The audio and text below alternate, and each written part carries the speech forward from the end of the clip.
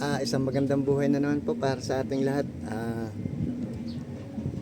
Sabi ko nga po, paulit-ulit lang naman po ang aking niluluto. Kasi po, yun lang po naman talaga ang ulam ng namin, mga workers. So, adobo lang po.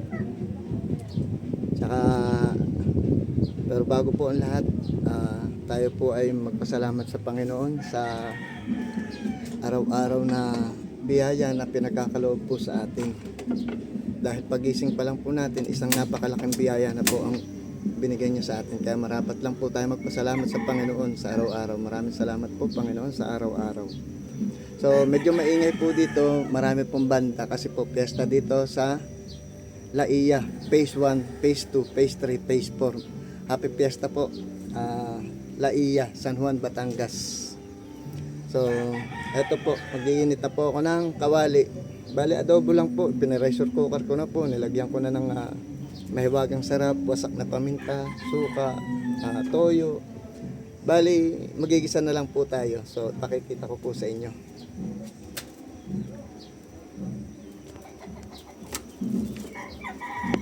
Paulit-ulit lang naman po tayo. So, ito po yung ating adobo na.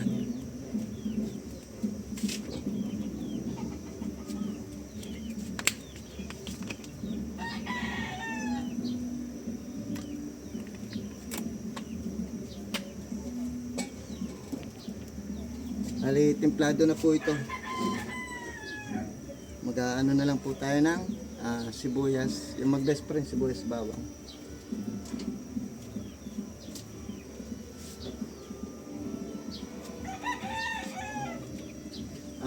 Ito po ay isang ulo ng bawang.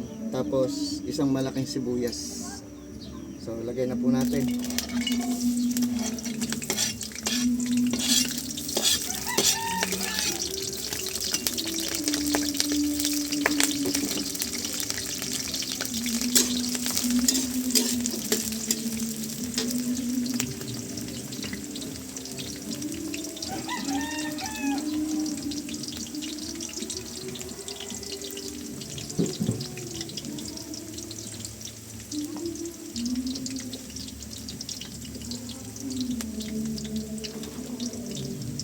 Lagay na po natin ang ating sili para po umanghang na.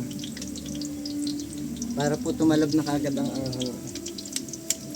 Hindi po kasi ako nagagayat ng sili paano lang po ako pagupit para mabilis at iwas sa kasi po pagka minsan hahawa kayo sa mata kung naggayat po kayo baka sumakit po ang mata nyo, maano kayo ng sili.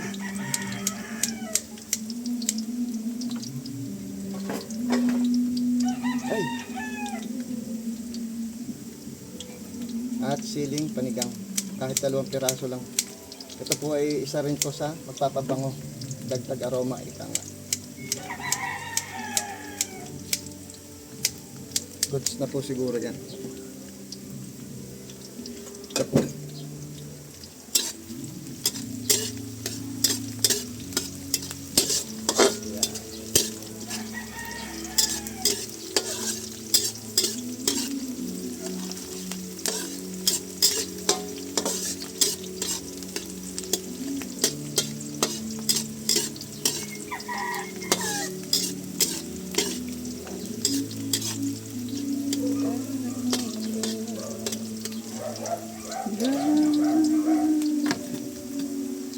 So, labas na ang kanyang aroma at saka medyo matapang na yung kanyang sili, yung amoy niya.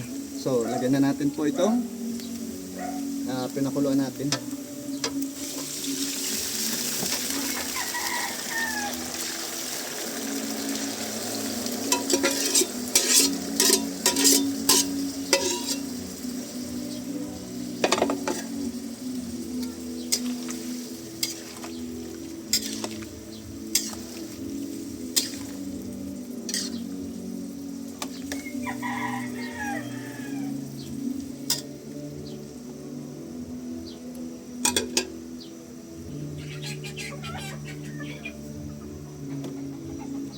Tayo lang po natin kumulo at tikman natin para malaman po natin kung saan tayo nagkulang para madagdagan po natin.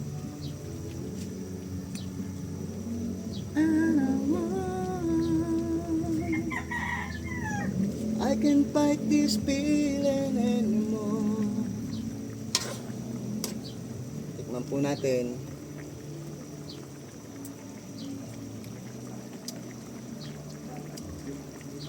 Wala na po tayo dadagdag. Dahil pakukulang ko na lang po. Goods na po yan.